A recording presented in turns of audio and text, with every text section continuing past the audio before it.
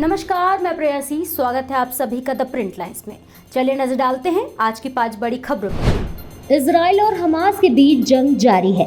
Israeli सेना ने हाल ही में उत्तरी गाजा पर हमला किया और चेतावनी दी है कि वे हमले बढ़ाने की तैयारी में है, क्योंकि हमास के साथ चल रहे ये युद्ध 16वें दिन में प्रवेश कर गया है।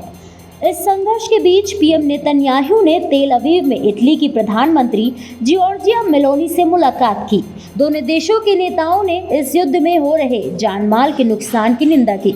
साथ ही पीएम नेतन्याहू ने इटली की प्रधानमंत्री से ये आह्वान किया कि देशों को एक साथ मिलकर इस बर्बरता के खिलाफ खड़ा होना होगा और इसे हराना होगा। This is a time, our darkest hour. We have to defeat this barbarism. This is a battle between the forces of civilization and really monstrous barbarians who murdered, mutilated, raped, beheaded, burnt innocent people, babies, grandmothers. This is a test of civilization, and we will win. And we expect all the countries that lined up to fight ISIS to line up and fight Hamas, because Hamas is the new ISIS. विदेश मंत्री S Jaishankar ने कहा, इस समय Bharat Canada संबंध कठिन समय से गुजर रहा है। हमें कनाडा की राजनीति में कुछ नीतियों से समस्या है। लोगों को यह समझने की ज़रूरत है, वीज़ा को लेकर लोगों को समस्या हो रही है, क्योंकि हमारे राजनयिक कनाडा में काम करने में सुरक्षित नहीं है। मुझे उम्मीद है कि स्थिति जल्द बेहतर होगी। Let me make 3 comments there. The relationship right now is going through a difficult phase, but I do want to say it's the problems we have are with a certain segment of Canadian politics and the policies which flow from that. So I want people to understand, in a sense, the extent of the issue. Number 2, right now, the big concern which people have is on visas. Some weeks ago, we stopped issuing visas in Canada because it was no longer safe for our diplomats to go to work to issue visas. So their safety and security was the primary reason we had to temporarily stop the issue of visas. We're tracking it very closely. My hope, my expectation is that situation would improve in the sense that our people would have greater confidence in being able to do their basic duty as diplomats, because, as you know, ensuring safety and security of diplomats is the most fundamental aspect of the Vienna Convention. And right now, that is what has in many ways been challenged in Canada, that our people are not safe, our diplomats are not safe.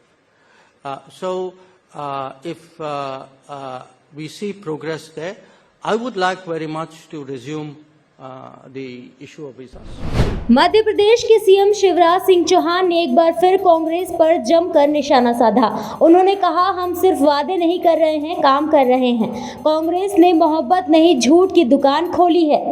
Congress तो रोज झूठे वादे करती है, उनने मोहब्बत की दुकान नहीं, कांग्रेस ने तो झूठ की दुकान खोल के रखी है।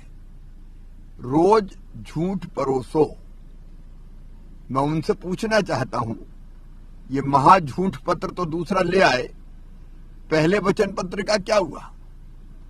अगर किसानों का ही देख लें तो कांग्रेस ने कहा था कर्जा माफ करेंगे, सबका कर्जा माफ नहीं किया।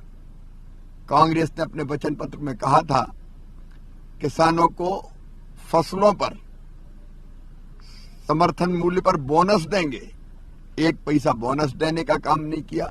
अयोध्या में उत्तर प्रदेश के मुख्यमंत्री योगी आदित्यनाथ ने मिशन महिला सारथी का उद्घाटन किया और 51 साधारण BSVI बसों को हरी झंडी दिखाई। अच्छा उपयुक्त अवसर दूसरा नहीं हो सकता है कि जब महाअष्टमी की स्थिति को मिशन शक्ति के साथ जोड़ करके मिशन महिला सारथी को लॉन्च करने के साथ साथ उन महिला चालक और परिचालक को, जिन्हें अब तक ये माना जाता था कि महिलाएं ये काम नहीं कर सकती हैं, वास्तव में दयाशंकर सिंह जी और उनकी पूरी टीम ने ये करके दिखाया कि 51 जो बसेज आज यहां पे प्रदेश के अलग अलग जगहों के लिए चलेंगी, उनके चालक भी परिचालक भी महिला होंगी। मैं इसके लिए उनको और उनकी पूरी टीम को हृदय से बधाई देता हूं और इस पूरे अभियान के प्रति अपनी शुभकामनाएं देता हूं। वास्तव में महिलाओं की सुरक्षा, उनके सम्मान और उनका स्वावलंबन ये सदैव से एक चुनौती का विषय रहा है। त्योहारों का सीजन है, नवरात्रि चल रही है और 24 अक्टूबर को रावण दहन होना है।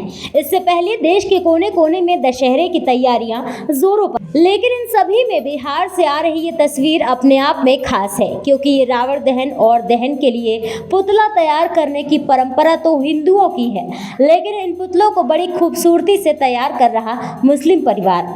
आपको बता दें कि बिहार का ये मुस्लिम परिवार पिछले करीब 50 सालों से यही कारोबार करता आ रहा है और जाने अनजाने में हिंदू मुस्लिम सौहार्द की तस्वीर पेश कर रहा है।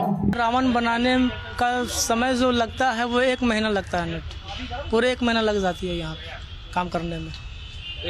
1 महीना लगता है। और इससे पहले जो मेरे फादर जो काम करते 50-55 साल से काम ये चलता हुआ आ रहा है, समझे। 18 साल से हम जब से हो संभाला है तब मतलब भाई के साथ आप ही मतलब हम भी बना रहे हैं जी। पिता मेरे भाई बनाते थे यहाँ पे, 2002 से यहाँ पे मेरा भाई बना रहे हैं और भाई के साथ हम थोड़ा सहयोग में रहते थे, पकड़ धकड़ मतलब करते थे, रहते टेक्निकल मुस्लिम समुदाय से। कितनी अच्छी लगती है, कितने खुश लगते हैं कि लोग। देखिए सर, ये रावण बनाते हैं मुस्लिम समाज से हैं हम। प्लस क्या है ना सर कि हाथ का कला है, आर्टिस्ट हैं हम, और आर्टिस्ट कहीं छिपता नहीं है, समझे। आर्ट्स अपना दिखला रहे हैं, लोगों तक पहुँचा रहे हैं। 1 महीना लगता है जी, 1 महीना लगता है सर। ये कपड़े सब कहाँ से? सब राजस्थान से है सर। राजस्थान के आप लोग लेकर आए हैं? जी। कितने कारीगर आप लोग मिलकर? यहाँ पे कारीगर हम लोग अभी फिलहाल 15 को हैं। 15 कारीगर मिलकर आप लोग काम कर रहे हैं। तैयारियां हो गई लगभग? तैयारी सब हो गया है सर। कितना फीट का रावण 70 फीट है, मेघनाथ 65 फीट है, कुंभकर्ण 60 फीट है, 15 बाई 15 का लंका है और 6 गो सेनापति लंका के बगल में। सब तैयार हो गया, सब कंप्लीट है सर। ऐसे ही महत्वपूर्ण खबरों को देखने के लिए जुड़े रहिए द प्रिंट लाइन्स के साथ।